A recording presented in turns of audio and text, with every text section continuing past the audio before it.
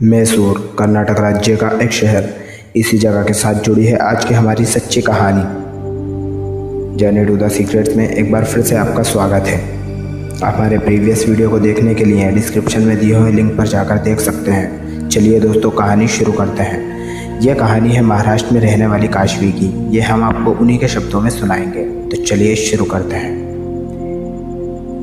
मित्रों, मेरा नाम काशवी है और मैं महाराष्ट्र की रहने वाली हूँ। ये मेरे साथ घटी एक सच्ची घटना है। जब मैं 10वीं क्लास में पढ़ती थी, हमारे स्कूल ने हमें मैसूर में घूमने ले जाने का प्रोग्राम बनाया था। हमको उस दिन सुबह 10 बजे स्कूल बुलाया गया। उस ट्रिप के लिए हमारे स्कूल ने 12 गाड़ियों को प्लान किया था। हमारी गाड़ी सबसे अंत में खड़ी थी। हम सारी सहेलियाँ गाड़ी में बैठ गई। कुछ देर बाद फिर गाड़ी रवाना हो गई। हम सारी सहेलियाँ रास्ते में गाते गुनगुनाते हंसते खेलते जा रहे थे। हमको रास्ते में एक घने जंगल से होकर गुजरना था। उस रास्ते पर दूर दूर तक किसी इंसान का नामो निशान नहीं था। उस रास्ते से गुजरते वक्त मुझे अजीब सी घुटन महसूस होने लगी। हमारी गाड़ी उस रास्ते से गुजरते वक्त जंगल के बीच में अचानक पंचर हो गई और हमारी बाकी गाड़ियाँ आगे निकल चुकी थी, इसलिए हमारी गाड़ी को वहीं रोकना पड़ा। हमारी मैडम ने हमें गाड़ी से नीचे उतरने को कहा। हम सहेलियाँ गाड़ी से नीचे उतर गई।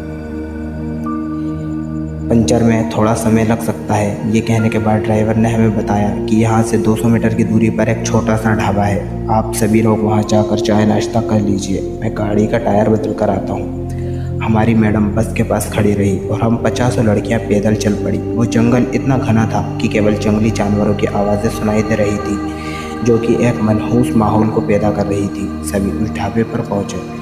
वहाँ पर एक बूढ़ा सा आदमी था जिसने फटे पुराने कपड़े पहने हुए थे और वो चाय बना रहा था। उसे देखकर मुझे एकदम से चक्कर जैसा महसूस हुआ और मैंने उससे नज़रें हटा ली। हम सभी लड़कियों ने वहाँ पर चाय पी। तभी थोड़ी देर में वहाँ जोर से किसी औरत के चीखने की आवाज़ सुनाई दी। ऐसी आवाज़ सुनकर मैं और मेरी सहेलियाँ बुरी तरीके से डर गई, जो कि स्वाभाविक था। तभी वो बूढ़ा आदमी लंगड़ाता हुआ जंगल की ओर भागा। तभी मेरी एक सहेली को उल्टी होने लगी। इतनी अजीब घटनाओं के कारण हमें बहुत डर लगने लगा। हमने तुरंत मैडम को फ़ोन लगाया, लेकिन फ़ोन पहुंच से बाहर बता रहा था। हम सभी लड़कियां बुरी तरह से डर गईं। हम उस जगह पहुंचे जहां हमारी बस खड़ी थी। जब हम वहां पहुंचे तो हमारे होश उड़ गए कि बस कहां गायब हो सकती है। हम सब बुरी तरीके से सहम गए और हम सब उसी ढाबे पर वापस चले गए। वो बूढ़ा आदमी भी अब तक वापस आ चुका था। उसने बताया कि वो इस जंगल में ही रहता है और इस जंगल में ऐसी चीखें हमेशा से सुनाई देती रहती है और जंगल में जब वो जाता है तो उसे कोई नहीं मिलता। उस बूढ़े आदमी की बात सुनकर हम और ज़्यादा डर गए।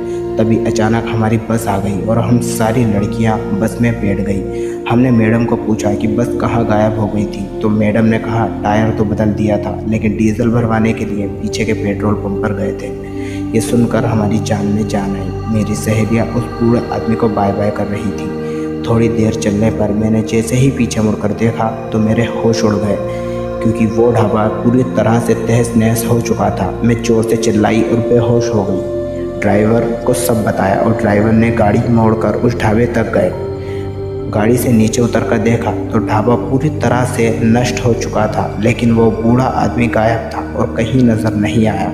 हम सभी फिर बस में बैठकर रवाना हो गए। मैं गाड़ी में पीछे की तरफ देख रही थी और मुझे उस ढाबे के पास पेड़ के पत्तों से लहराती सफ़ेद आकृतियाँ दिख रही थी। तभी ड्राइवर ने बताया कि इस जंगल में हमेशा से कुछ अजीब घटनाएं होती रहती हैं, जिसकी असलियत आज तक कोई नहीं जान पाया। हम सुरक्षित मैसूर पहुंच गए। मित्रों, हालांकि मुझे इन सब चीज़ों को पूर्वाभास हुआ था, लेकिन ये पता नहीं था कि यह हकीकत बन जाएगा।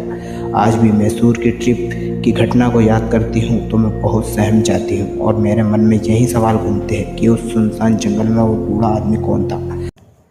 ये थी काशवी की कहानी। ये कहानी आपको कैसी लगी हमें कमेंट करके ज़रूर बताएं और आगे भी ऐसी ही डरावनी कहानियाँ सुनने के लिए हमारे चैनल को सब्सक्राइब करें और बेल आइकन को दबाएं।